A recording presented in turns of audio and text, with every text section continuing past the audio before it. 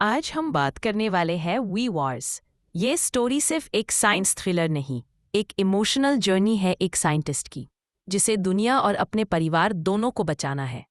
कहानी शुरू होती है एक बर्फीली जगह से, आर्कटिक जोन से। यहाँ डॉक्टर लूथर स्वान और उसका सबसे अच्छा दोस्त माइकल फेन एक साइंटिफिक रिसर्च मिशन पर आए हैं। उनका मिशन है ग्लोबल वार्मिंग और क्लाइमेट चेंज के इफेक्ट्स को स्टडी करना।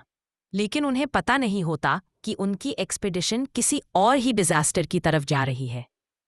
एक दिन ग्लेशियर का एक पुराना हिस्सा पिघल जाता है, जिससे एक प्राचीन वायरस रिलीज हो जाता है। ये वायरस लाखों साल से बर्फ में लॉक्ड था। डॉक्टर स्वान, माइक, कुछ तो अजीब है यहाँ। एयर में कुछ अलग सी फीलिंग है। माइकल फेन, भाई छोड़, काम निपटाते हैं और निकलते हैं यहाँ से। ये जगह ठीक नहीं लग रही। सडनली एक बड़ा ब्लास्ट होता है। एनर्जी सर्ज के साथ इंस्ट्रूमेंट्स फेल होने लगते हैं, लाइट्स चली जाती हैं और अननोइंगली दोनों वायरस के एक्सपोजर में आ जाते हैं। तब तक किसी को कुछ समझ नहीं आता। न्यूयॉर्क लौटने के कुछ दिनों बाद माइकल के अंदर अजीब चेंजेस दिखने लगते हैं। उसकी पर्सनैलिटी वायलेंट होती जा रही है। Blood cravings, mood swings, uncontrollable rage, ये सब उसके अंदर डेवलप होने लगते हैं। स्वान को डाउट होता है कि कुछ गलत हो रहा है। माइकल फ्रस्ट्रेटेड, मैं ठीक हूं, मुझे कुछ नहीं हुआ, सब मुझे देख के ऐसे रिएक्ट क्यों कर रहे हैं? स्वान, तू नॉर्मल नहीं लग रहा, तेरी बॉडी में कुछ अनयूजुअल रिएक्शंस हो रहे हैं, मुझे टेस्ट्स करने दे। एक दिन माइकल अपना कंट्रोल पूरी तरह से खो देता है। वो अपने अंदर का पहला विक्टिम बनाता है, एक आदमी को मारकर उसका खून पीता है। तब स्वान को फाइनली रियलाइज होता है कि ये कोई नॉर्मल बीमारी नहीं है। माइकल ट्रांसफॉर्म हो रहा है into something dangerous, a vampire. Michael screaming, मुझे समझ नहीं आ रहा ये क्या हो रहा है, मैं कंट्रोल नहीं कर पा रहा। जब माइकल का बिहेवियर डेंजरस होने लगता है और कुछ लोग मर जाते हैं, तो सरकार इस मामले में एंटर करती है। स्वान और माइकल को एक सीक्रेट गवर्नमेंट फैसिलिटी में ले जाया जाता है, जहां उनका साइंटिफिक इवैल्यूएशन होता है।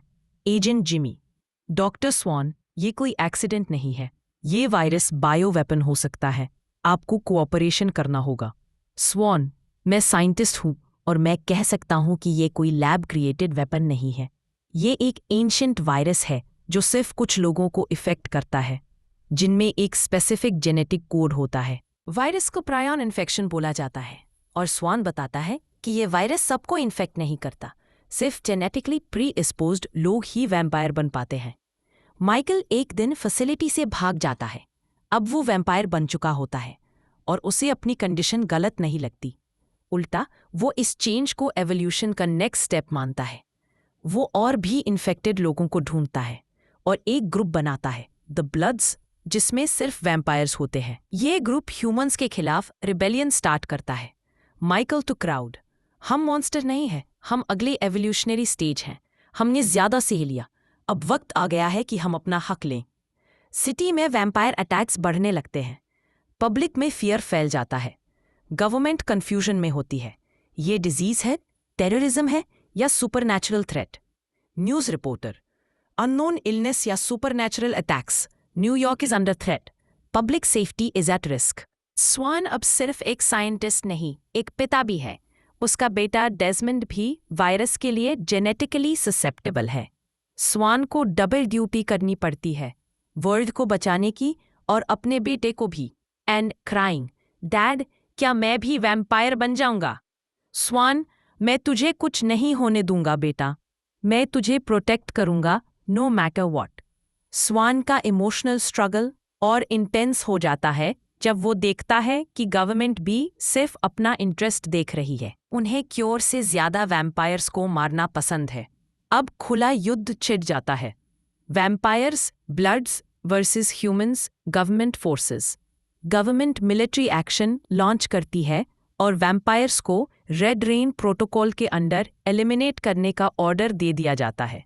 माइकल, अब हम चुप नहीं रहेंगे, ब्लड्स अटैक, ये हमारा वक्त है। स्वान, मैं दोनों वर्ल्ड्स के बीच में फंस गया हूं, एक तरफ मेरा दोस्त, दूसरी तरफ इंसानियत, कैसे फैसला करूं? नारुतो, माइकल और स्वान फाइनली फेस टू फेस आते हैं। एक इमोशनल टकराव होता है। माइकल, तू मेरा दोस्त था और तू ही सबसे पहला था जिसने मुझे छोड़ दिया। स्वान, मैंने तुझे बचाने की हर कोशिश की, पर तू बदल गया है माइक। तू वो नहीं रहा जो पहले था। फियर्स फाइट के बाद माइकल जिंदा बचा रहता है, लेकिन अब तक वैम्पायर्स का नेटवर्क फेल चुका होता है और वॉर ऑफिशियली बिगिन हो चुका होता है। Cliff hanger. डेज़मंड, स्वान का बेटा, मिरर के सामने खड़ा होता है। उसकी आंखों में रेड ग्लो दिखाई देता है, साइन ऑफ इन्फेक्शन। क्या वो नेक्स्ट वैम्पायर बनने जा रहा है? क्या स्वान अपने बेटे को वैम्पायर बनने से रोक पाएगा? क्या माइकल का वॉर और डेंजरस हो जाएगा? क्या क्योर बन पाएगा या दुनिया वैम्पायर्स के कंट्रोल में चली जाएगी?